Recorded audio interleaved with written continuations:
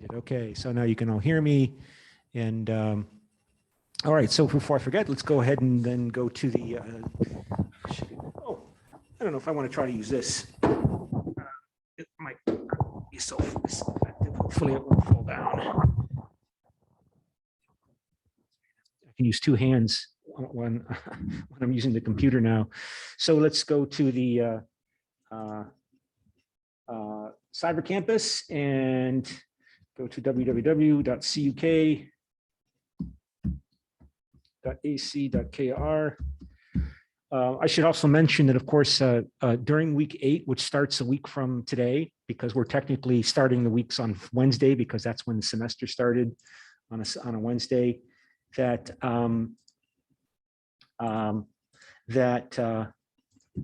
we're also going to have regular class during week 8, as well as you're going to meet with me individually, because to make up for my missed classes at the conference of in the my oh shit.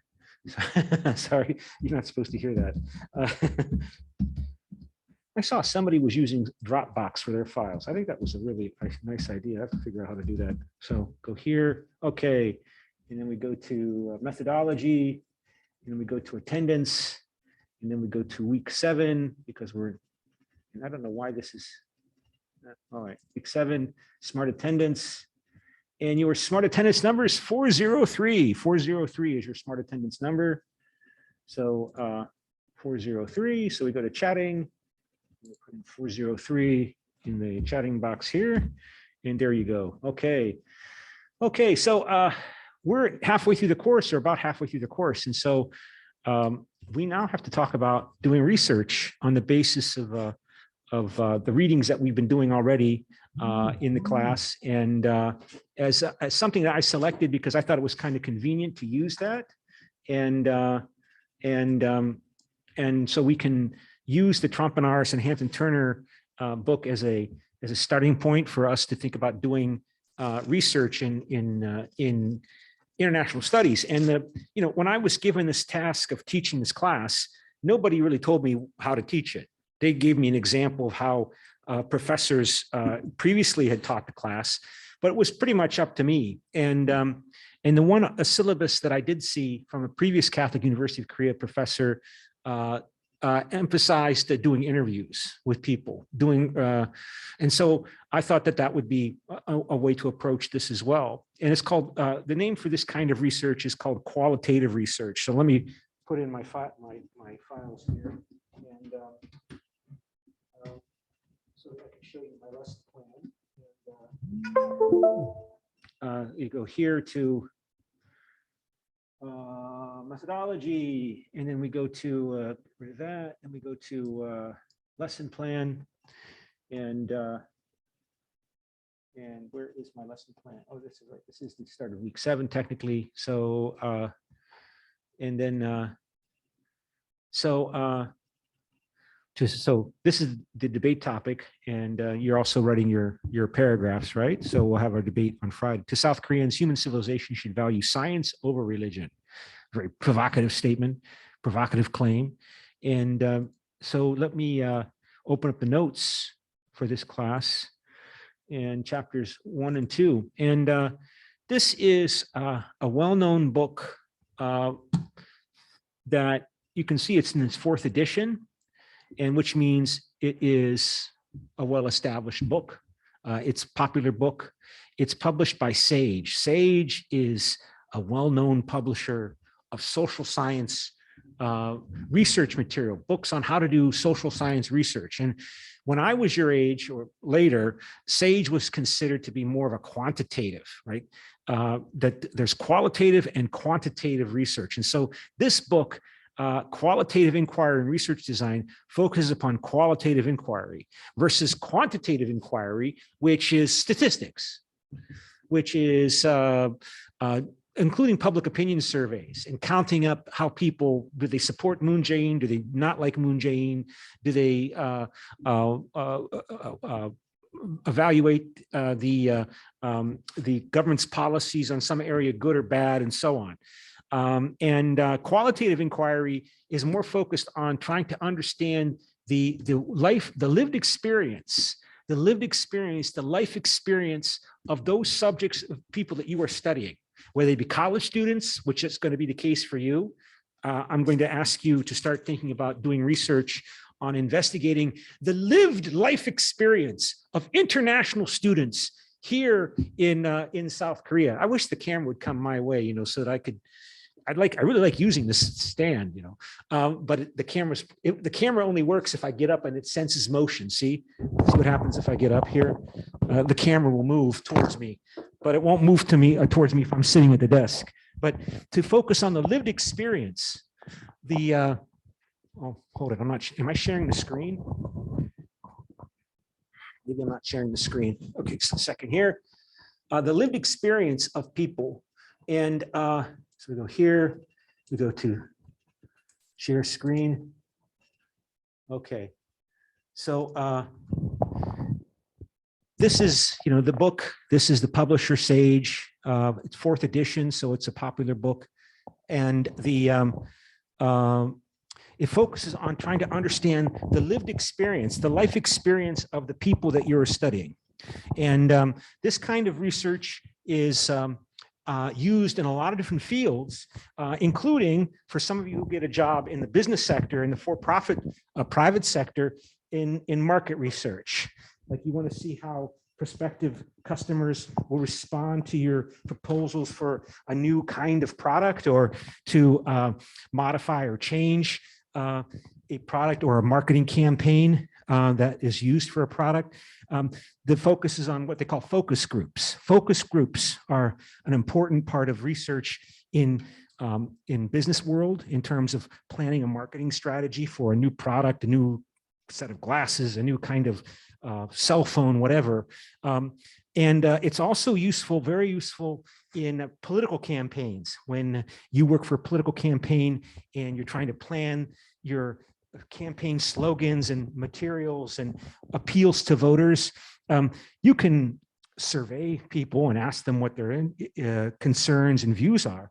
But if you want to see the reaction or response of people to a campaign slogan or a campaign position, you might want to bring a small group of people, and we're talking typically small groups of people involving no more than 10 people together. 6 to 12 people is typically the number, 6 to 12. And you bring them together and you intensely interview them and get their reactions to the proposed campaign that you show them on video, for example, or the product, and try to get as much information from them in the form of their responses to your questions, that you can then analyze their responses to your questions and get a sense of or try to determine patterns in their responses, patterns in terms of that indicate their reaction, their including their stimulus, their likelihood to respond positively or negatively to your campaign. How does it make them prime them for subsequent later appeals or campaigns? How does it make them think about maybe donating money to a political campaign? All of these require that you have an intense focus on studying people, a small group of people closely. And this is called a focus group. And this would be an example of this kind of research. So the point I'm making is this kind of research is very important in the private sector and also in political campaigns. But this book is also supposed to be an introduction for students like you and me to begin to think about doing social science qualitative research, qualitative inquiry. And so Cresswell, he tells you in the book, he's the original author. Cheryl Poth came in for the 4th edition, but for the first 3 editions of this book, it was just Cresswell. So I will mention Cresswell. Cresswell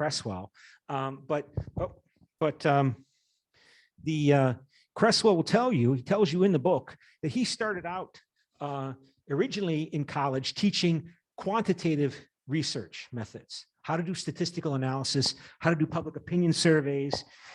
And then he, because of his experience with quantitative research, he thought that there were issues that that quantitative research could not adequately address. And so he started teaching also social science methodology classes, and this is, the area of methodology, on how to do qualitative research. So he's not afraid of doing quantitative, statistical, numbers-based research. He originally built his career on that. He knows all about that. He doesn't have a problem with it. He knows it's valuable, but he also knows that qualitative research is valuable. And this book is maybe the most well-known book on qualitative research, and as an introduction for you and me on how to do qualitative research. And he makes the point that they support each other. Qualitative and quantitative research support each other. When you need to gather new information, you don't know enough about how, for example, Koreans respond to the war in Ukraine. Like, how are Koreans responding to that? How are you going to find? You're going to ask them. You're going to ask them thousands of Koreans in a telephone survey, random sample, where you call up 1,500 South Koreans and say, do you support the Ukrainian independence? You can only ask them 1 or 2 questions on the phone. You can ask them a few questions, but you're not going to get in-depth information about how Koreans feel, I hate this term, in their hearts about what's going on in Ukraine. Like, this would be great now, for example, that President Zelensky of Ukraine appealed to the South Korean parliament, right? I saw that on the US news last night. How did Koreans respond to that? How do they view that? I mean, why did Zelensky do that? What does he hope to get from that? What does it say to you? You're all Koreans, right? What does it say to you that the president of Ukraine thought that he should spend his precious limited time and energy in this life and death crisis for thousands of people, that he should address the South Korean parliament? Does that make you feel good? Like, wow, South Korea is an important country, huh? There's 200 of them. He's not appealing to the Uganda parliament. He's not appealing to the Botswana parliament. He's not appealing to the Costa Rica parliament. He's appealing to the South Korean. But why? How does that make you feel? And you need to engage in a discussion, a conversation with that researcher to get that information. And you have to analyze it and interpret it, but you still need to gather it. And you need to gather it. And this is what this kind of qualitative research is about. That would be a good topic. Like, I would like to know, how do South Koreans feel that, Volodymyr Zelensky decided to make a direct appeal to the South Korean assembly, the way he made an appeal to the British Assembly, the way he, Commons, House of Commons, or say the Parliament in Britain, or the US Congress. He also did it for the South Korean Assembly. How do Koreans respond to that? I'd be really interested to find out how and that's qualitative research. And it's not easy to do qualitative research. I mean, it can be, but like, for example, I've been trying to do qualitative research on during the pandemic. And of course, this book was written before the pandemic. And we were not supposed to interact with people face to face until recently.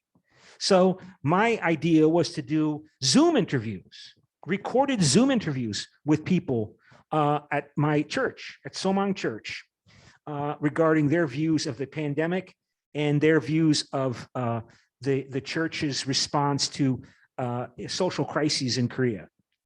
And I thought I knew these people well. I mean, I've been going to that church. I go to the groups that meet after the church service to talk with them. And most of them are, they're all the English speakers, a lot of college professors, doctors, business executives. It's Somang Church. It's an old conservative.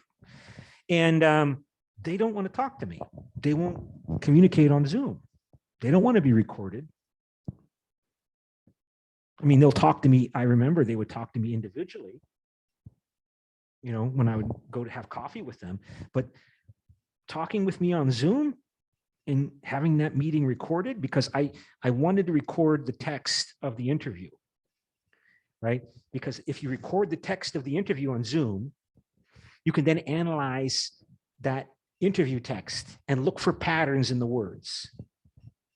Look for patterns in their responses.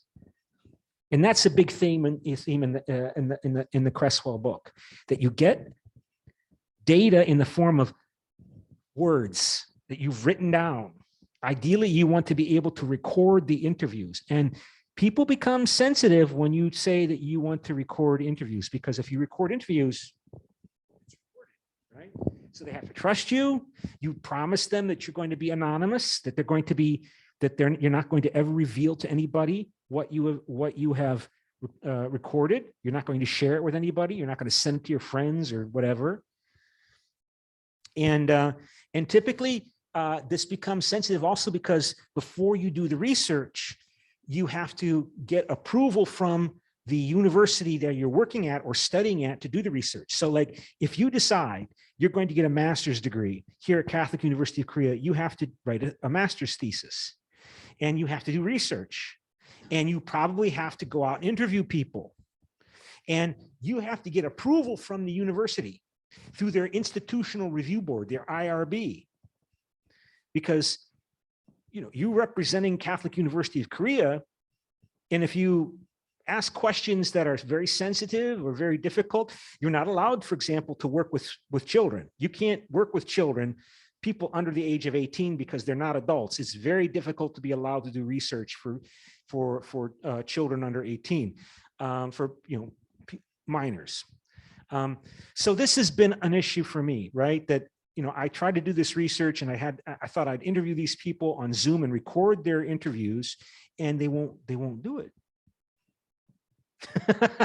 So I'm saying it's not easy to do this kind of research. You have to be an investigator, and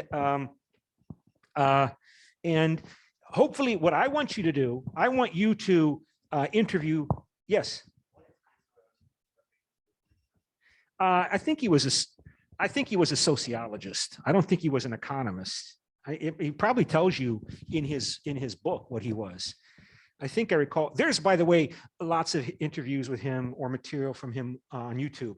So if you type in Cresswell into YouTube, everybody's trying to advertise and promote it. So there are interviews and discussions with him on YouTube, because as I told you, his book is perhaps the most well-known book, most famous book for introduction on qualitative research. And he wants to make people feel calm. Don't be nervous. This isn't hard to do. The book is written in easy to read English, and it's been translated into Korean language.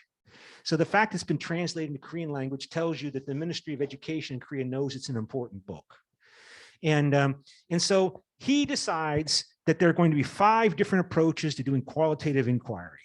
There is the narrative approach that used to be called biography approach. You want to study Kim Soo-hwan, and you want to write a biography of him, or somebody not so famous. Like you want to do a narrative of a young Ukrainian refugee who comes to Korea and has grown up in Korea and gone to school in Korea. And what problems or issues does this Ukrainian student face studying and going to Korean school? Or let's take the case in the Cresswell book. He gives you an example of a narrative study of a girl going to school who comes from China in Canada, and growing up in Canada, where she is from Fujian province. I think she speaks Fujian dialect of Chinese, which I think is closely related to Taiwan dialect. And so she speaks Fujian dialect at home, but when she goes to speak with other Chinese, and there are lots of Chinese people living in Canada, that she doesn't use her Fujian dialect. She uses, I think, a Mandarin dialect when she's speaking with them. What's it like dealing with Canadian school teachers? Canadian school teachers that might not be Asian, that might be white, Caucasian school teachers, and going to school where that's a very diverse classroom with people from many different countries and races. That's the narrative study, not of a famous person, but of one person whose life story this person wants to explore in order to get a real sense of what it's like to be the son or a daughter of an immigrant in Canada, in the school system, in the public school system. Phenomenology, that's a little broader. That typically involves interviewing 6 to 12 individuals in some area or sector of life or activity in order to, again, understand and investigate their lived experience. So like I've had PhD students do a phenomenology in which they interviewed American Muslim mullahs, priests, American Muslim clerics, mullahs or imams, about their experience of about political Islam in the United States. And she did that student, she did a great dissertation on it. And I think it helped that I think she had converted to Islam, even though she kept her English American name. She had been married to a Muslim. I don't think they are married anymore. So she had that experience in that Muslim community. But it took her quite a bit of time to find at least six Muslim imams at mosques who would agree to be interviewed by her. And I think as I recall, she recorded those interviews, right? So what is it like to be a Muslim imam in your local communities in America in dealing with issues of Sharia law? Like, is Sharia law an issue for Muslims who live in America? You know, Sharia law is the religious law about what you should and should not do in your life. Like, you shouldn't date with, on your own, etc. Many, many things. Grounded theory, again, trying to understand how a certain section or group of people make sense of how they should respond to and address and confront their challenges and obstacles that they face in their life. Whether it be, I think the case in the book that Cresswell covers is African-American women going on a lifestyle fitness regime. And these are sensitive topics. Sharia law, sensitive topic. Immigration of Chinese to Canada, or now the United States, particularly since the outbreak of the pandemic, COVID-19 pandemic, sensitive topic. Sensitive topic in America too, because people that tend to be poor and people that tend to be excluded have higher degrees of biological illness, including obesity and being very overweight, and the diseases that go with being overweight, like diabetes. So these are very sensitive topics because everybody, how sensitive issues of appearance and weight and so on. So how do these African-American women understand how they are going to integrate into their lives a fitness lifestyle exercise regime when they've got all these other problems or other demands on their time from family, from work? It's difficult to lose weight, and you don't get a result right away. It takes weeks, it takes months, it takes years in terms of accommodating your lifestyle. So again, very, very sensitive, very personal, intimate topics that you need to get the information you need to investigate deeply. This is called phenomenology. Phenomenology refers to a philosophy or epistemology about focusing on how people understand their lives, how they understand the reality around them, their lived experience that they have in their life when they wake up in the morning until they go to sleep at night. Phenomenology. And there's some, introduction to some famous philosophers and philosophers of science, including, I think, Edmund Husserl is the person who gave us this term phenomenology. And if you go further in philosophy, you'll read about Husserl and I think Wittgenstein is mentioned as well. That's phenomenology. Grounded theory is trying to understand that was the case of the African-American women. How do they understand make a theoretical conceptualization of the cause and effect relationships in their lives that explain their behavior and their drive to try to integrate a health fitness regime into their lives. Ethnography, this is more old and well known, right? This is, you go live with and experience and study up close the culture of a group of people and by close, intimate interaction with them, maybe even living with them, right? So this is more common in anthropology. So you want to understand some tribal group in the Brazil Amazon, then you go live with the Brazilian Amazon group that you're studying, and you closely study their ethnic practices. And again, this is the theme throughout the book. We're doing this kind of research because we're concerned. There is a problem. So for example, if you're going to study Amazon indigenous tribes, one of the reasons that's a big problem is because the Amazon is being destroyed by people who are stealing the land that these indigenous people live on to make mines to get gold and oil and gas fields, and also to turn the rainforest into ranches to raise beef cattle and make money selling agricultural products. And these indigenous people are often an obstacle to these economic interest groups that want to exploit their property and their land. So how these indigenous people are responding to the pressure that's being put on them is a very big topic today, because for a number of reasons, aside from human rights, but also the hope or belief among some that these indigenous groups can help protect these rainforests and other areas that are important for dealing with climate change. That we must protect the rainforest in Brazil if the world is going to prevent greenhouse gas emissions from getting out of control. And how are we going to do that? Well, the indigenous Indian groups can play an important role.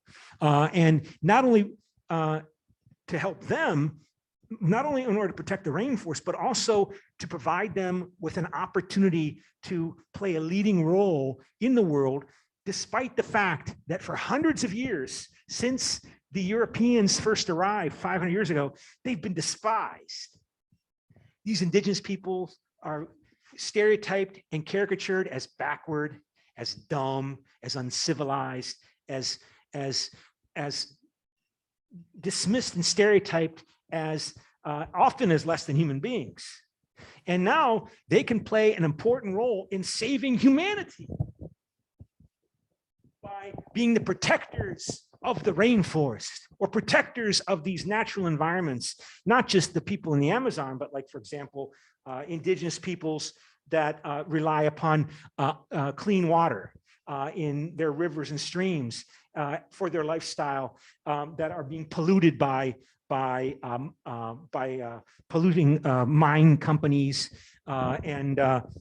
or protecting fish stocks and in the ocean, not only for their own lifestyle, but also to help protect the global environment. So these have been motivations for this kind of study on ethnography, but that's a theme that comes across in the book, and it's repeated, that this kind of work tends to be work that wants to change the world to end oppression or make a contribution to fighting discrimination or making the world more tolerant for traditionally stereotyped, backward, despised groups, not just indigenous groups, but like, for example, and they give you lots of examples in the book. For example, one of the topics that's a big focus recently is the life of people in the sex industry. There are so many people that are involved in the sex industry as prostitutes. How did they get involved in that? What's the best way to deal with prostitution? Should it be made illegal? What do prostitutes think themselves of their work? Rather than what we think that they should think about their work. You need to investigate that. But if you go to Catholic University of Korea and ask, I want to do a master's thesis on Korean prostitution. I don't know how the Catholic University of Korea is going to respond, even though it's a very important topic. I'm serious. It's a very important topic. So like, for example, Amnesty International I heard they were announced a few years ago that after lots of study, they decided the best way to deal with prostitution is to make it legal. You make more problems with it being illegal than when it's legal. If you make it illegal, you make it profitable and dangerous. It becomes dangerous and therefore profitable. Because if something's illegal, it becomes more profitable if you're successful at it. So that promotes trafficking, human trafficking, and it's an issue today. I just read this morning how 90% of the millions of refugees fleeing Ukraine, 90% are women and girls because the men are not allowed to leave. They're supposed to stay and fight. So Ukrainians, I've heard this from Koreans, they have a reputation in Korea, they're women of being beautiful because they got blonde hair and blue eyes. And I just read in the New York Times yesterday, you go to the border crossing in Poland where these refugees are coming, and there's all these big men, hulking men in their cars at the border crossing, offering their help to these women. Yeah, we'll help you find a place to live as a refugee. Yeah, we'll take care of you. Just come with us. And you know what's going on. And, I saw it when I was in Bulgaria, all sorts of human trafficking going on there. And so we need to study this, right?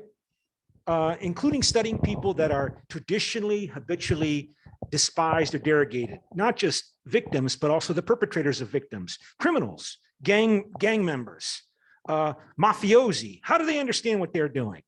We need to know if we're going to come up with effective public policy. And case studies, that is the study of a particular case, obviously, in terms of, for example, a policy case, a policy issue. Harvard, for example, there's an example, excellent case. If you go further in business administration, the study business administration, you're going to read Harvard case studies of successful business, or I don't know if they're all successful, but Harvard is known for publishing these case studies of businesses that you can learn from those experiences regarding to be how a more effective administrator or business manager. So Harvard they've been publishing these for years, these Harvard case studies on business administration. So there are other approaches to qualitative inquiry, but Cresswell just tells you, I know there are other approaches, but we're going to select these 5 in this book, which is an introduction to qualitative inquiry. And we're going to focus on the introduction as to why, by formulating its purpose and the research questions. We're going to focus on data collection, data analysis, report writing, and standards of validation and evaluation. And they go on to state that, for example, research questions that are framed using grounded theory look different from questions using a phenomenological approach. All right. So where do I want to? Let's get to the end of this first section here. This 4th edition of this textbook continues with its emphasis on social justice as one of the primary features of qualitative research. People want to do this kind of research because they want to change the world in a positive way. And that means challenging traditional stereotypes. It is a feature of qualitative research. This textbook aims to present to the world the most popular viewpoints about how to go about each of these particular 5 approaches to inquiry. So I think, just to go on here, these 5 are not all of them. For example, this textbook does not focus on participatory action research, discourse analysis. It does not focus on conversational analysis, although it does have some commentary on them. And also in social science, you may have mixed methods, a combination of qualitative and quantitative work, but it's not a topic in this textbook. And other terms possible to use instead of approaches include strategies of inquiry, varieties of inquiry, and methods of inquiry. So some definitions. This is what I want you to do as one of your projects I think it's what, worth 15% of the grade or 20% of the grade. I have to go look at the syllabus. A research design means the entire process of research, from conceptualizing a problem to writing research questions, and on data collection, analysis, interpretation, and report writing. And One Social Science Methodologist, Yin, this is another famous book I've encountered on qualitative research, explain that research design is the logical sequence that connects the empirical data to a study's initial research questions and ultimately to its conclusions. So, by the way, your midterm is due, of course, on Saturday, and your midterm is, in a sense, also a preparation for this research design, because my intention is, I want you to interview 2 international studies students here at Catholic University of Korea, international guest students. So foreign students studying in our department, or well, foreign, it doesn't have to be at Catholic University of Korea, but it might be easier to find those people and interview them about and do research regarding it's a narrative study with focusing on 2 people, because we have, limited time, and this is just the first step. So I wanted you to do a comparative narrative study of the lived experience of 2 individuals studying here in Korea in terms of their life experience and what motivated them to come here, why they're here, what do they hope to gain from this experience. And we'll talk obviously more about that through the semester. So the Cresswell book includes the concept of research design in regard to each of the 5 approaches. So it's going to tell you the features, it's going to cover the research design for narrative study, phenomenological study, grounded theory study, ethnography, and case study. And how, including the standards for how to evaluate the quality and validity of the study in each of the 5 approaches. So just be aware, strong qualitative research methods require extensive qualitative data collection. It's not an easier form of research, right? It can be demanding. It has rigorous data analysis involving multiple steps. It can use computer programs. And it also requires good compositional writing skills. You have to communicate what you found effectively to a reader if you really want to make an impact, right? You have to write something that's interesting. People do not want to be bored. They want to be entertained, even if they don't admit it. So if you're a good writer, that counts for a lot. And you do that when you interpret your data, because you have this data, you have your findings. Now you have to try to make sense of the findings. And that's where your research project in the final chapter is your analysis of your data. He goes on to say, qualitative research is a legitimate mode of social and human science exploration. It is just as legitimate as quantitative research. Now, that's an important point. When I was in college in the 1980s, there was this big push in political science departments to try to make political science look more like economics. And in fact, we even had a term for quantitative methods, because we typically had to take a class in quantitative methods. And we had a nice guy teaching the research methods course where I went to graduate school. He's dead, so I don't have to worry about offending him. But he was a nice guy, but God, he was a bad teacher. He was a professor with a PhD in political science, and he had a master's degree in math. So he would spend the entire 2-hour class every week putting up on the board the mathematical derivation of the different statistical methods. So I don't know if you've taken statistics, right? You might have heard of Spearman's rho or Pearson's R or Cronbach's alpha. These are all named after statisticians who came up with some new way of creating a new statistic. Mr. Spearman, Professor Rho, Professor Cronbach. And he would spend the class showing the mathematical derivation to prove the validity of that statistical method. And it's like, we're all sitting there. None of us had math background. We weren't math majors. We studied political science in undergraduate school, like you are here.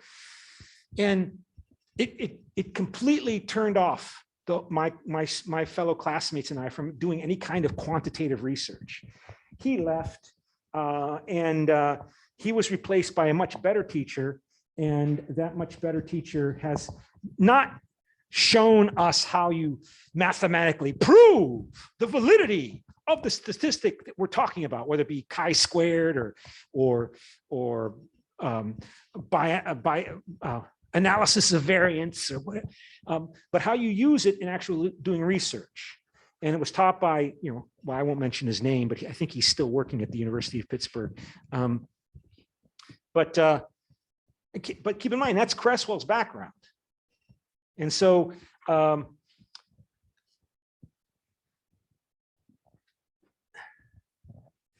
but that was the big push. Again, I remind myself of what I was trying to say there back in the 1980s, to make us all move towards quantitative analysis. And people rebelled against it, rejected it. And now today, there's this acceptance of the validity of both. And the fact that Sage, the Sage publisher, SAGE publisher, publishes lots of books on qualitative research, like how to do interviews. That's a Sage book that's in our library. How to do analysis of qualitative, that's another Sage textbook. Sage, again, the king of social science publishing and social science research publishing, has legitimated qualitative research.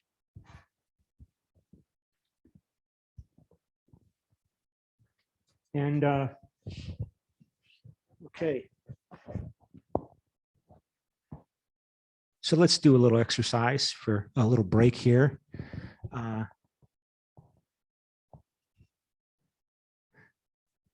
Here's something interesting. Again, reflecting this strong focus on social justice, and that means ending the coverage or the obscuring or the burying of famous people. The New York Times is the most influential source of news in the United States. It doesn't have the biggest viewership like television news, like CNN or Fox News, but it sets pretty much the agenda for news coverage in the United States.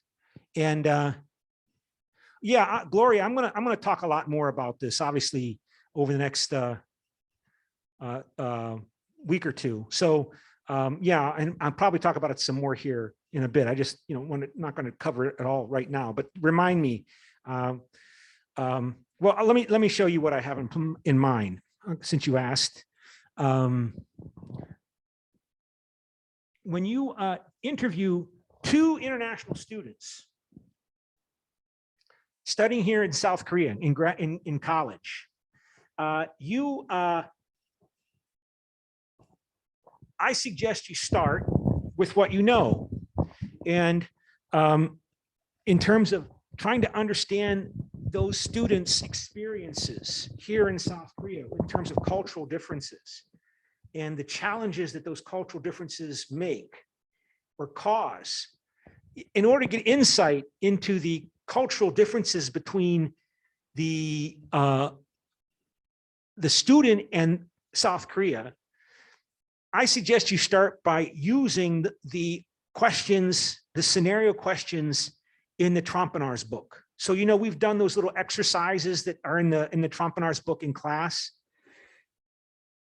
I suggest that what you do is we take those questions and we modify them, and you use them to try to get insights into the culture of the person you're interviewing, and get their responses from those questions, and then analyze those questions and their responses in terms of then adding your own questions about their experience in Korea as students, and what it's like to deal with professors, what it's like to deal with the other students, what is it like to live with Korean students in the residence halls, but it's good to have some theoretical framework that is guiding the questions that you're going to ask. So the theoretical framework that you bring to the research project is what you choose to bring to the research project. But you should find a research frame or theoretical framework that's published in the scholarly academic literature. Remember, I keep asking you in your paragraphs, please use and cite specific information from peer-reviewed or scholarly sources to support, develop, and refine your points. The Trompenaars book has been published in it, what, 4 editions now. So the Trompenaars book has gotten a lot of attention, and the theoretical framework within it is considered to be useful. It reveals something interesting. So that's what I tell my students always. When they start doing their own research, try to find some already published scholarly research findings, books or articles, and use those most appropriate research findings and theoretical frameworks that you like in creating your own framework, your own interview questions, or what's called the survey instrument. That's the fancy word for it. The survey instrument are the questions you're going to ask your interviewees. So you're going to interview 2 people, right? So you have to justify and explain those questions. Why are you asking those questions? Well, you can say, well, it's been used by Trompenaars and Hampton Turner in their 4th edition of their book. And I'm going to use that perspective in that theoretical tradition in social science to do this analysis of the cultural backgrounds of these 2 students, and then build upon their answers to see how that relates to their understanding of where South Korea studying at Catholic University of Korea fits in their aspirations and hopes for personal satisfaction. That can be career achievement. I've been here at Catholic University of Korea since 2009. Some of the students that have come here, they've gotten married. They found Korean. I think it's almost always girls find a Korean boyfriend. I can't remember a boy coming here and finding a Korean girlfriend and getting married. But I've had at least 2 students that came here and studied, and they got a Korean boyfriend, and I think they got married. So individual satisfaction doesn't mean just career advancement, right? It can also mean becoming personal happiness.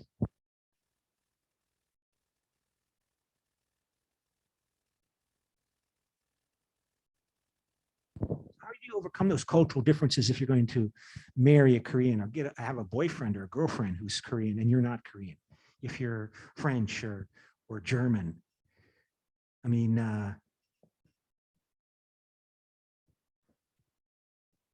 I've heard some pretty, over my life, right? I've heard encountered some pretty sad stories about people that did marry somebody from another culture when they were studying or working there, and then their marriage collapsed, often in bitter ways, because children were then involved.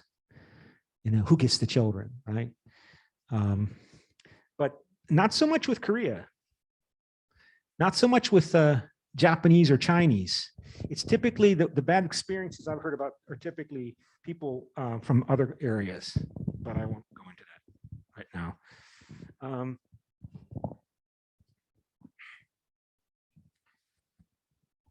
So, yeah, you want to you have to formulate your survey instrument, and you have to justify and explain your questions.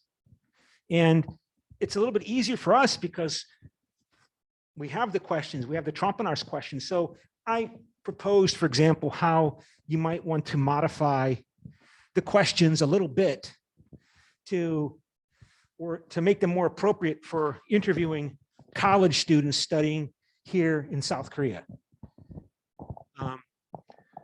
So I say, one way is to see a university, not a company, as a system designed to perform function and tasks to educate students in an efficient way. Professors are hired to perform these functions to educate students with the help of books, computers, and other equipment. They're paid for the tasks they perform. Or a second way is to see, not company, university as a group of people learning together. They have social relations with other people and with university organization. The functioning of the university is dependent on these interviews. So this is taken from the 3rd edition. So these page numbers are outdated, but it doesn't matter anyway. So you can see this is how you can proceed to get a student's understanding of what is the function of a university. And this is actually kind of important. As I just realized this now. Like, we've been in this pandemic now for 2 years, right? And we've been using Zoom, and I thought Zoom is great. You can do a lot with recording these video sessions. I post them on YouTube. You can see the translation. You can see them again and again and again. But I just learned a few days ago that there's a lot of resistance to Zoom, that students don't like Zoom. I don't know fully what the issues are, what the problems are. Maybe some of the classes haven't been very good, but maybe this is the best we can do, where we have a live setting.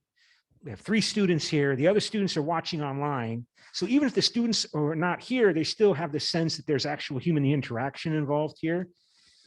So this question that I just covered might give us some indication or insight is, how are people responding to Zoom? How is people responding to distance education through video, through audio conferencing, video conferencing, sorry.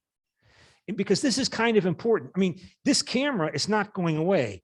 This computer and this software is not going away. It's still here, and we spent lots of money on this. We got to use it. What's the best way to use it? I mean, that's why, you know, if you're coming to our conferences in my office, if you choose to come out, that's great, but we'll still record it on Zoom, because that's really a nice thing about Zoom. You can record the conferences and see again and again and again what I said and what we covered, even in Korean language with the YouTube auto translation function that YouTube provides, translating the words into different languages, right? So, I mean, that's an example of, you know, how are students responding to video conferencing and Zoom and online learning? Do we really know? I didn't know that there was that the students were unhappy, and the university administration is really worried about it, because they're really competitive here in Korea, right? Competing for students to come to Catholic University of Korea with other universities. So they want the students to be happy. And so what's the best way to use this equipment? That's the kind of qualitative research that we would do to find answers to these questions.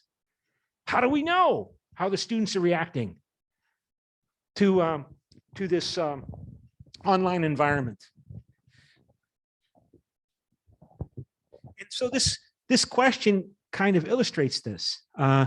Is a university a community where people come together and have social relations with each other? Or is it just basically a place that you go to get homework assignments? Yes. Oh.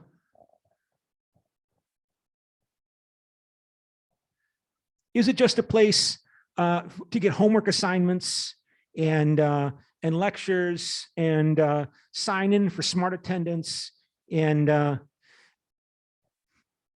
might be an example of how we try to apply these questions to our current issues, like what to do with technology, the new technology in education.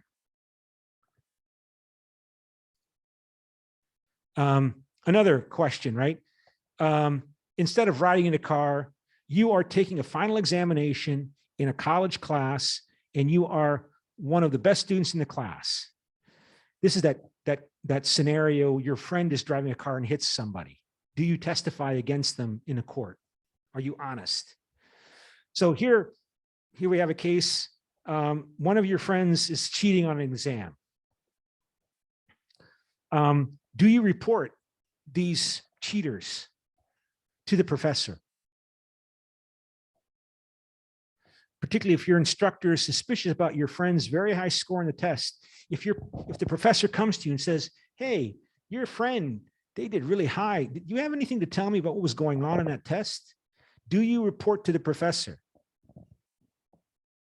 Does your friend have the right to expect that you won't report him or her? And so you can see how I modified the questions to try to adapt them to this different situation than in the Trompenaars scenarios. But the fact that we're using the Trompenaars questions is important because these Trompenaars questions, they have been validated. They have been published as scholarly research. And so they're considered to be important for revealing significant information, that they are somehow revealing something that's valid and significant in terms of human behavior. And so you can go through all those questions and do that where you think is appropriate.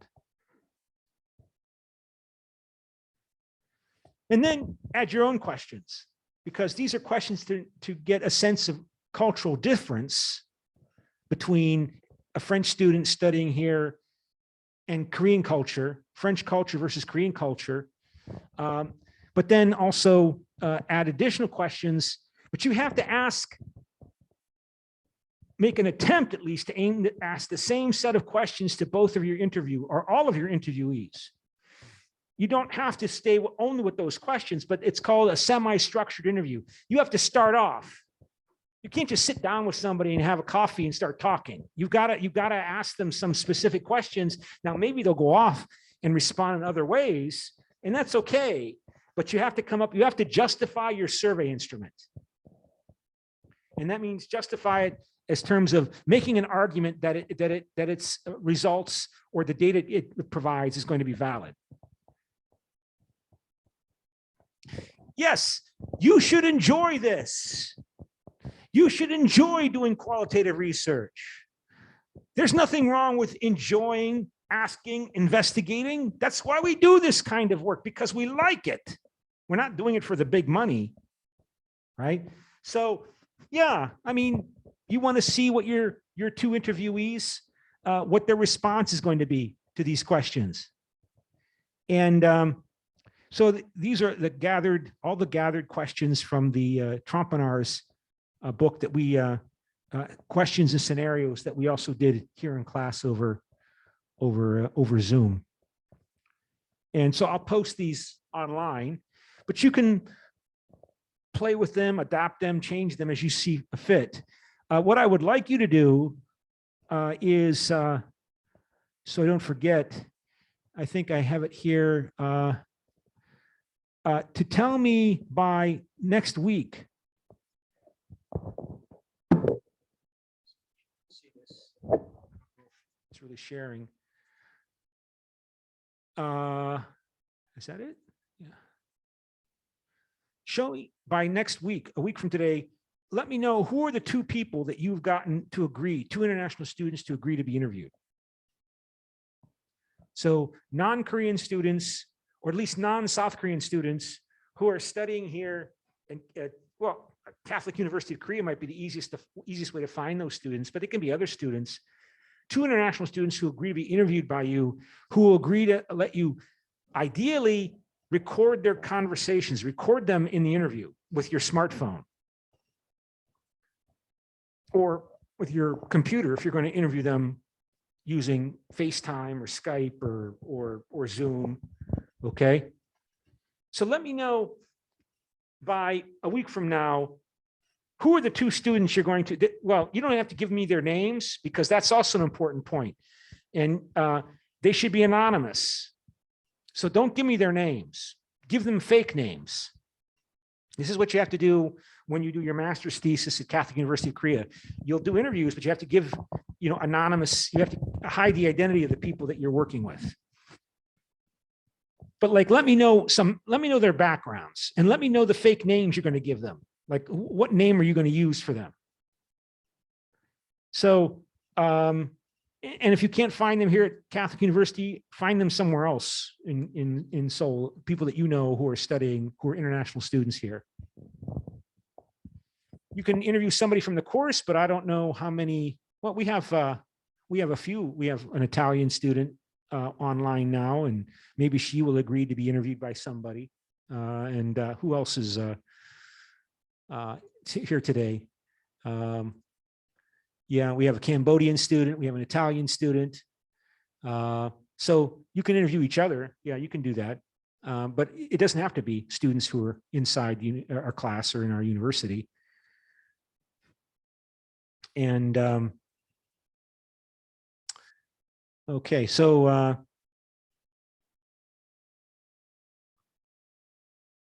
yeah, assign, make sure, do this right. Make sure you assign pseudonyms to those people. Yeah, that means don't use their real names. Make sure you will share your draft study with your interviewees in order to confirm and correct it, as well as to help validate it before you submit it to me. So when you do the interview and you record the interview and then you do your analysis, you should send it to them so they can give you their response, their feedback, because if they disagree with something that they didn't say that, you have to respond to that. Obviously, if they're anonymous, they're not going to be so concerned about what you're writing about them because their identities will not be revealed to me or anybody else. But, they also have to trust you. And, if we went much further than this, I would have to actually ask you to go to the university IRB to do this research. But since this is not really that big a deal, we won't need to do that. But you can see how, interviewees, they want to know that the university is going to be responsible if I do something wrong, like I reveal the names of the people that participate in my study. And even though I told the people at my church, Catholic University Korea, they've approved it, the IRB, Institutional Review Board, the IRB. So it's not easy. Because as I said, sometimes you can't record. You're going to have to just do it off your memory, what the people said. And if that's what you have to do, that's what you have to do. But there are, of course, you can make a deal. People, may choose to allow someone to interview you in return for that person allowing you to interview him or her. Right. So you want to determine your interviewees' values and norms, right? Their norms and values. People might not be explicitly aware of what their norms or values are because you just take it for granted. Well, of course, I think first about, people's age and that's obvious. It's not something they think about. So they only think about them as, and Trompenaars makes this point in the book, right? They think about them when they confront differences. And typically that confrontation or that conflict can lead to confrontation. Like when American just assumes that, yeah, Italians, they'll really go for pay per performance in a sales company because that's what Americans think. No, that's not how Italians think. They will be insulted if, according to Trompenaars, if you make such a proposal. So, of course, you can use the information exercised in the class in order to orient your interview and discussion.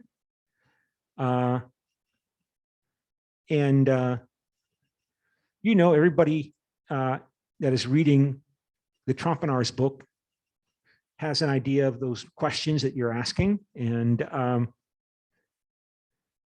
how do these values affect intercultural communication skills? That's the big focus on Trompenaars, right? That his analysis wants to help us understand how we make mistakes in communication, intercultural communication. How do you understand people's stories they tell you in your interviews about the issues or challenges they face in thriving in South Korea for 6 months or a year? I mean, we have some students that stay here for 6 months. We have students stay here for a year. That's a long time for a young person to be away from their parents, their family. I mean, I remember when I was, your age, and to be away from my family for so long. And some students, they cannot handle it. It's not easy for them. I've had students over my time here who they disappear from my class because they went back home. these were students from, I have in mind some students from the United States, from a poor region of Texas. And they ended up leaving. They couldn't stay. It was too difficult for them. They were too emotionally sad.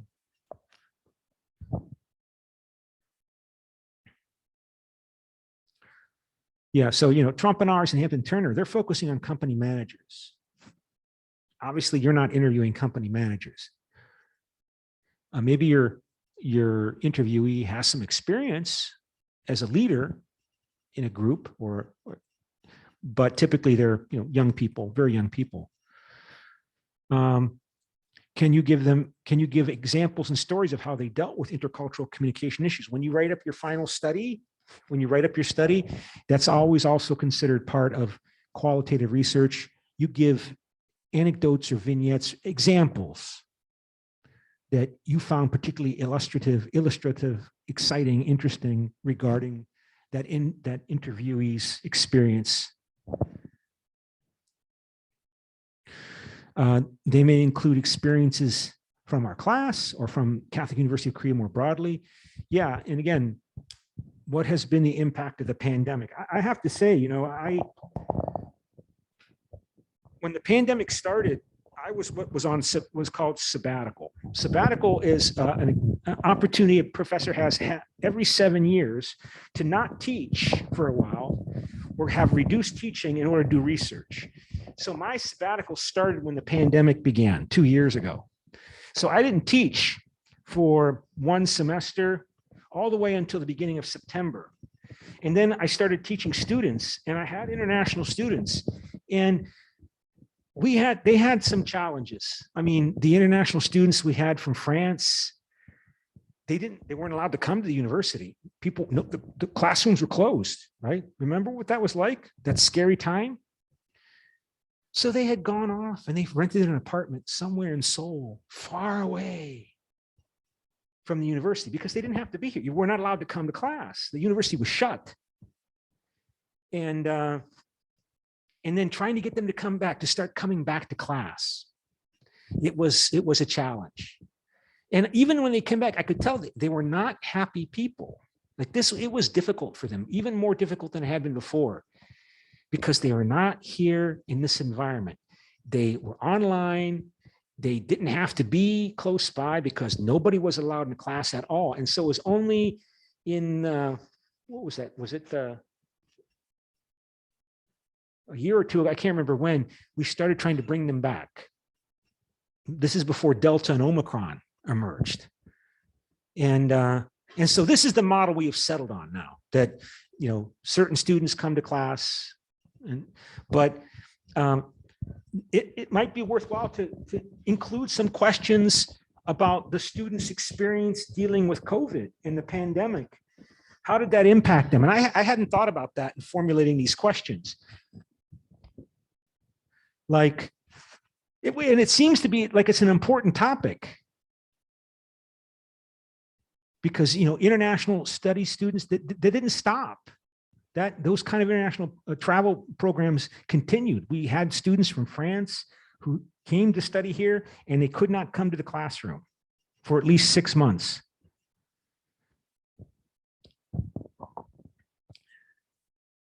So this is what you do, why you do qualitative research. Okay. And here is another set of questions. I think, yeah, this is the how I reformulated the questions after I made those changes. So I'll post this on the cyber campus, but you can modify them and change them, but you have to justify and explain how you are modifying and changing these questions. That's what we have to do. You have to explain how your questions generate valid evidence. So that means you have to explain the questions. You can say, well, working off Trump and Ars and Hampton Turner's book, I made these changes because we're talking about young students who are not mid-level managers, who are dealing with university, et cetera. All right. So I'll post those, but you can make your own changes to them. remember the circle exercise we did about people's understanding of time. But you might want to think about that. I hadn't thought about that. How are you going to interview? How are you going to learn about the impact of the COVID-19 pandemic on what it's like to be a college student and an international college student studying abroad in South Korea? What was the impact of the pandemic?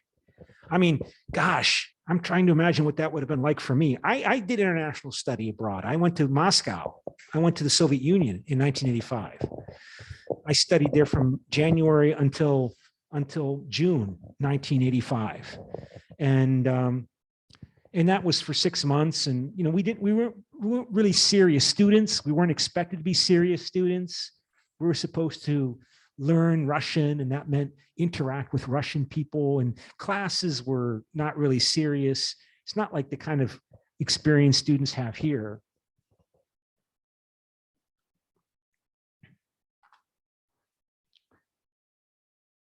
Okay, and so this you get a sense that that this qualitative research focus tends to be associated with social justice efforts, changing the world, making the world more tolerant, moving away from stereotypes and traditional assumptions. And the New York Times, as I mentioned, is a newspaper, a news source, which is the most authoritative news source in the United States in terms of its impact on everybody else. It's almost like when I listen to the National Public Radio system in the United States, or I watch Democracy Now!, everybody is beginning their day by looking at what the New York Times is covering, and that's how they decide what their research as news sources, as news reporters, is going to focus. So this was a big deal.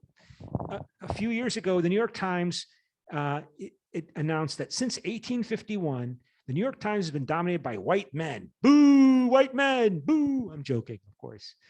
With Overlooked, we're adding the stories of remarkable people who did not get enough coverage when they were alive or when they died. And so this is one of the first ones, which is interesting. By the way, the New York Times moved not too long after this, moved from Hong Kong to Seoul. So Cho Sang-hoon, I think is his name. He is the bureau chief for the New York Times in Seoul. And they moved their operations from Hong Kong because of the Chinese crackdown on the media there. So the New York Times has a strong focus on South Korea. It always had a focus on South Korea, which has become even stronger as it's become a base for New York Times reporting in Asia. And so it goes on here, Seoul, South Korea.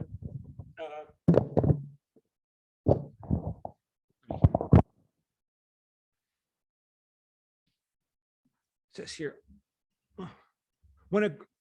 you all know about her, I assume. When a call for peaceful protest in support of Korean independence came in spring 1919, a 16-year-old girl named Yu Guan-sun became the face of a nation's collective yearning for freedom. Yu was a student at Ewa Haktang in Seoul, which was established by American missionaries as the first modern educational institution for women in Korea. On March 1st, 1919, Yu and 4 classmates joined others taking to the streets with cries of "Manse! Long live Korean independence." Is that accurate? Is that what it means? In one of the earliest protests against Japanese colonial rule, amid the demonstration, the Declaration of Independence, written by the publisher Cho Nam-sun and signed by 33 Korean cultural and religious leaders, was recited at Seoul's Pagoda Park. The next day, protest organizers came to Ewa Haktang and encouraged Yu and her peers to join a student demonstration to be staged in 3 days. On March 5th, she and her classmates marched at Namdaemun, a gate in central Seoul. They were detained by the Japanese authorities, but missionaries from the school negotiated their release. Again, I assume the role of American missionaries. The colonial government retaliated quickly, ordering all schools closed on March 10. A few days later, Yu returned to her hometown, Cheonan, about 53 miles south of Seoul in South Chuncheon province, with a smuggled copy of the Declaration of Independence. She went from village to village, spreading word of the Samil, literally 3-1 or March 1 movement, and rallying local residents to organize their own protests. The movement quickly took hold. On April 1, 3,000 people gathered at Ayune, is that how you pronounce it? A marketplace in Chonan. Yu was there distributing homemade taeguki, or Korean national flags, and giving speeches calling for independence. The Japanese military police arrived and fired on the crowd, killing 19 people. Yu's parents were among the dead. By the time the authorities quashed the protests a few weeks later, an estimated 2 million people out of a population of 20 million had participated in 1,542 pro-independence marches. According to Chun Kil Kim, author of The History of Korea, more than 7,000 people had been killed. About 46,000, including Yu, had been jailed. After being convicted of sedition, she was sent to Seodamun prison in Seoul. Seodamun prison in Seoul. At Seodamun, Yu demanded the release of other prisoners and continued to express her support for Korean independence. She shouted at her Japanese captors and with other inmates organized a large-scale protest on the first anniversary of the March 1 movement. Even if my fingernails are torn out, my nose and ears are ripped apart, and my legs and arms are crushed, this physical pain does not compare to the pain of losing my nation, she wrote in prison.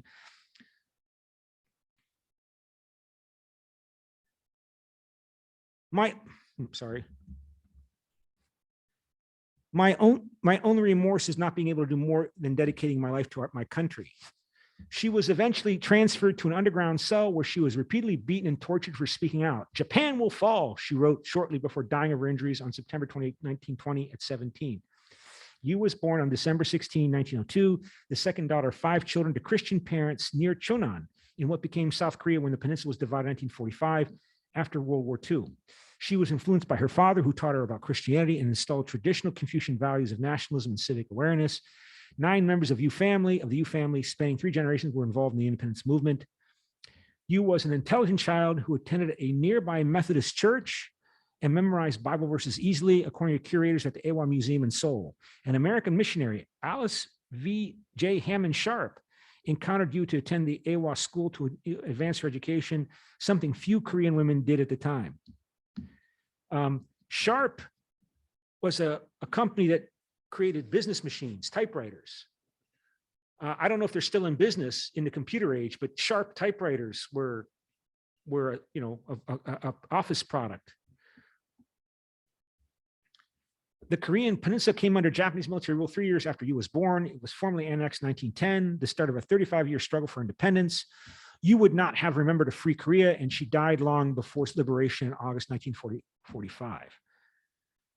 But the March 1 movement did not immediately result in Korea's independence, but it crystallized a sense of national unity and was a catalyst for the resistance. Today, March 1 is a national holiday in South Korea, where the 100th anniversary of the movement will be commemorated next year. In August 2015, Yukio Hatoyama, a one-time leader of Japan, visited Seodaemun, which is now a national museum.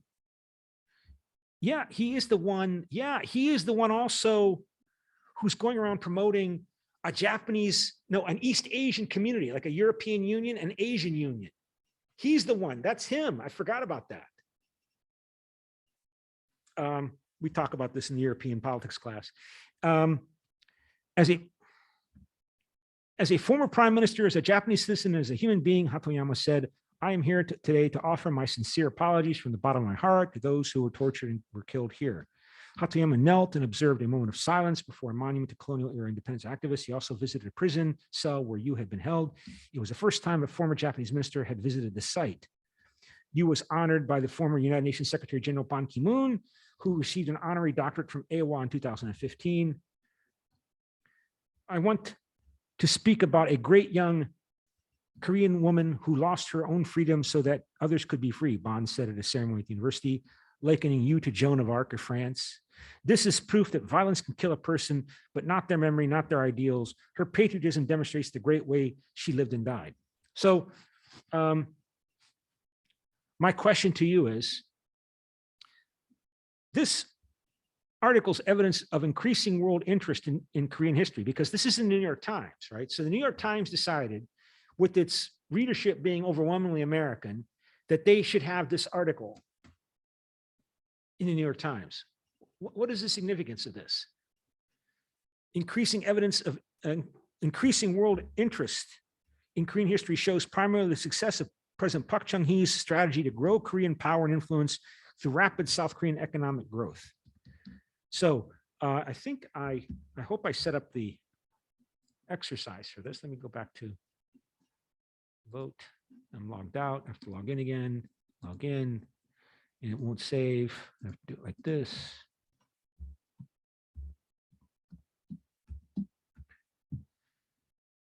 Here. Did I set it up? Hope I did. Oh, I didn't.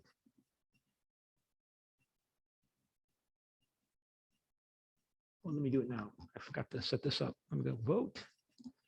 Add week 7. This.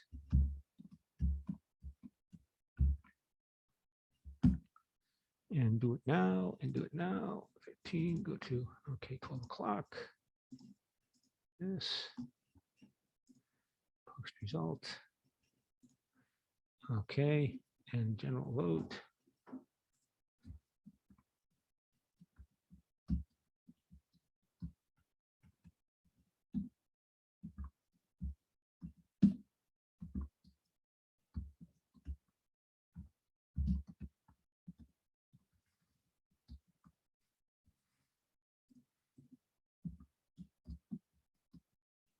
And 5 strongly disagree. So, and okay, so let me go back to the share screen of that article and divide you into. See if I can do this here. If I can remember how to do this. Form into breakout rooms of 3 people. Oh, 2 people. Let's make it 2 people.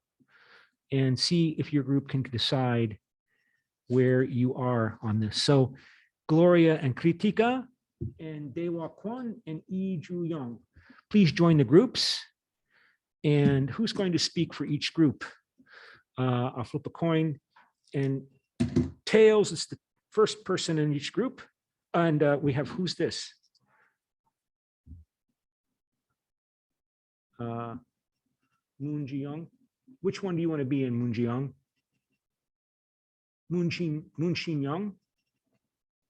Which group are you going to join? One or two, well, it doesn't matter. Okay, I'll put you in group 1. Okay, so Tails is the first person in each group. And it is Tails. So Gloria will speak for room 1 and Deok 1 will speak for room 2 as to where your group fits on this scale. If you can decide where your group will fit on this scale.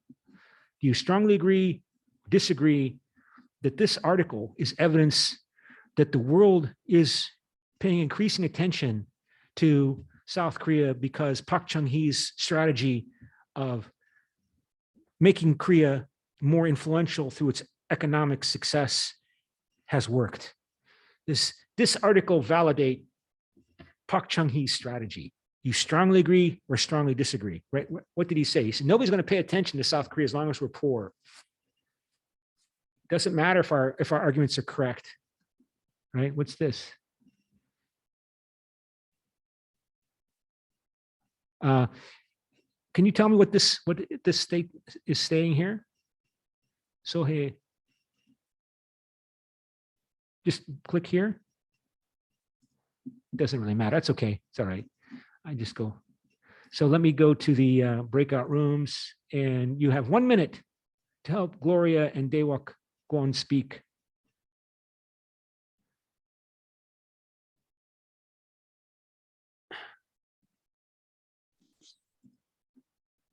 As to where your group fits on this scale. And I'm going to have to shut down this computer pretty soon. Okay, so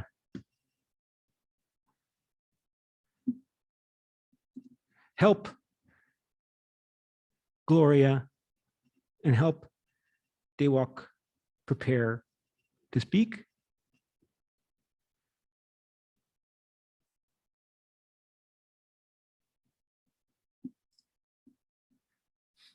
Okay,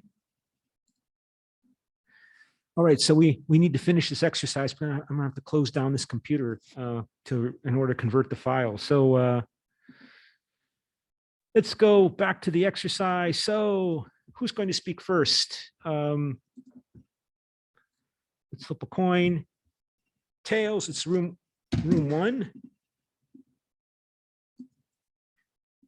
Heads, it's room two. Oh, I lost it. Oh. It's tails, room two. Okay.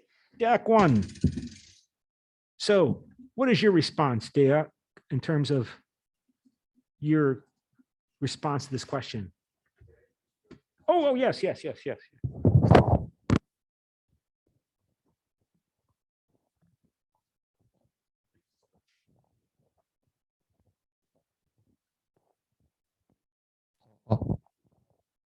I disagree with the statement because at first it is occurred to connect Park Chung-hee and Korean independence history issue because Park Chung-hee was the most Japanese friendly government. Yes, and so later Park Chung-hee's economic success, I think the influence of Korean cultures that encourages Korean history, interest in Korean history. Like K-drama deals with Korean, this colonial era encouraged, issue, these kind of issues. Okay. He disagrees. All right. So, and let's then go to Gloria. Where does your group fit on this scale, Gloria? Gloria? Yeah. Personally, I said that I couldn't decide. I don't know about my group because we didn't quite understand the thing we have to do. But personally, I can say that I couldn't decide because it seems that a lot of other factors could explain the phenomenon linked to the economic growth. So yeah. So this doesn't, we cannot credit this growing influence of this growing interest in the world in Korean history to Park Chung-hee's strategy. Yeah, I mean, not entirely, but as I said, yeah, I prefer to be neutral, not to be. Yeah. I mean, like we mentioned also, like at the beginning of class, as I just realized this again, that Volodymyr Zelensky, the president of Ukraine, whose life is in danger and thousands of people have been killed and murdered by this Russian invasion, he decided he needed to speak to the South Korean parliament directly, the way he spoke to the House of the British Parliament and US Congress. That is interesting. I don't know if he did that. Did he speak to the Japanese parliament? Oh, he did? Zelensky did? Okay. So anyway, South Korea appears to be considered to be one of the developed countries that has power and influence in the world. And so people might have an interest in knowing more about this country that has power and influence in the world.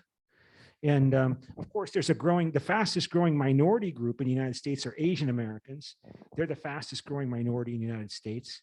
And so, including a growing Korean community. So Americans might generally be more interested in wanting to know more about the history of Korea beyond what little information they think they have regarding the Korean War, for example, without any history or context, understanding how the Korean War happened. Okay, so I need to, let's continue on here. So let me go to the other people in the group and ask them for their views if they have any views. So Lee Ju-young, where do you fit on this scale, Lee Ju-young? I disagree with this statement. Why? Because as other Korean students said, this government, Park Chung-hee government was very Japanese friendly government, and I believe there is another another factors that um, mainly influence South Korea's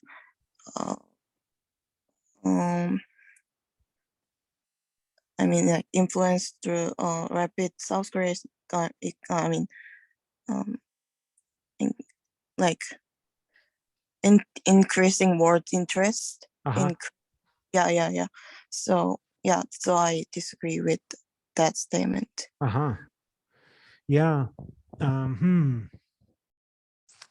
I guess in terms of qualitative research, I mean, this is the kind of research we'd want to know, like, how do Koreans respond to, like, particularly if people have such strong mixed feelings about Park Chung-hee, obviously that was also a factor why his daughter was able to win election, Park Geun-hye.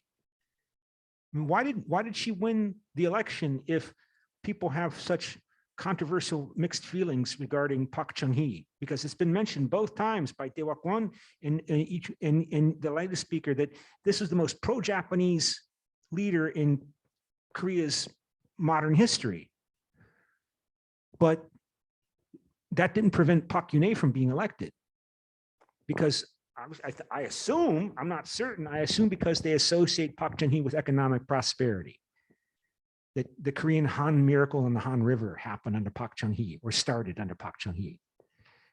And that, so, I mean, this is the kind of complicated, emotional, complex research questions that you need to investigate by doing qualitative research.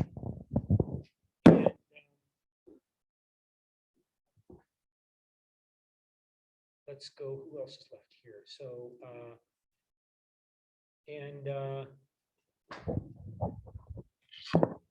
heads and his tail. So, Moon Sun Young, what do you think?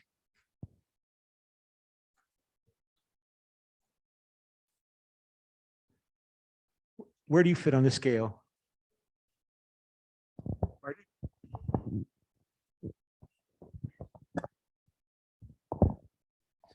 Make sure I don't fall down here. Here's these cards. I'm on the side of agree, because when I heard the example about Park Chung-hee, I can think about Lee Seung-man, the first president of the Korea. So many people hate him like Park Chung-hee, but so many people hate him in my country because he grabbed so many USA soldiers in Korea, and the Korea lost his identity from now on. And Park Chung-hee, president in Korea, said so many people hated like him.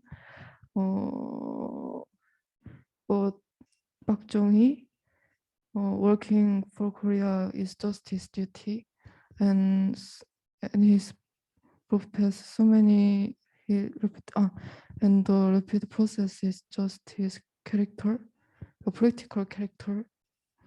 So I don't think Park Chung-hee had no hadn't do any wrong act about Korean practical and character, just his character as a soldier before his soldier.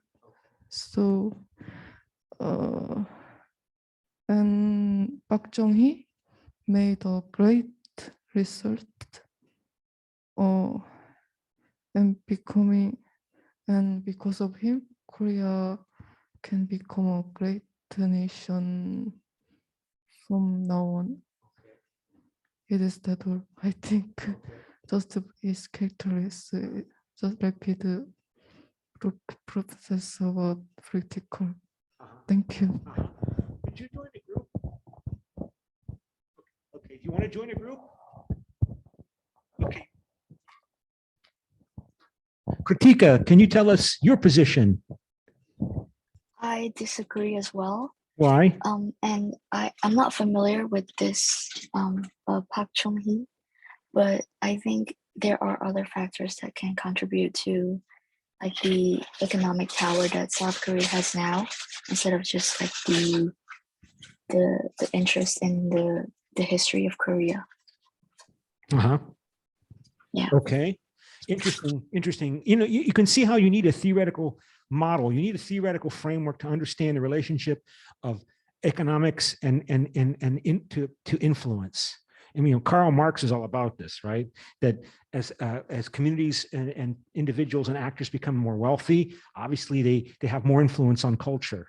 He called culture a superstructure, with the base being the class relations at the bottom of the foundation of the society, right? So you, sir, come on up and.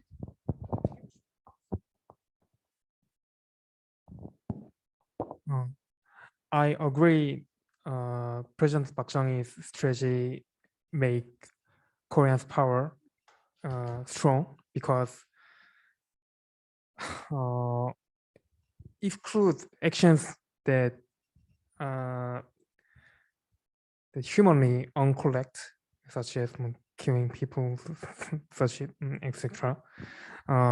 Park Chung-hee made very many policies that very helpful in the Korean future, such as Gyeongbu Highway, or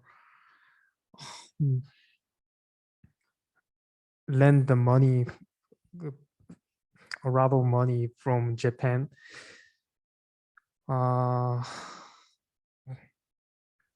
Gyeongbu Highway is very helpful. It's right, and lending money is now we are economically wealth, so we make complaints to Japan now, but we were very poor that season, so there's no way that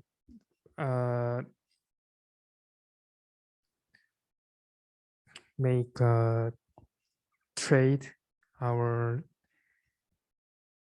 shames and with money, but it makes our some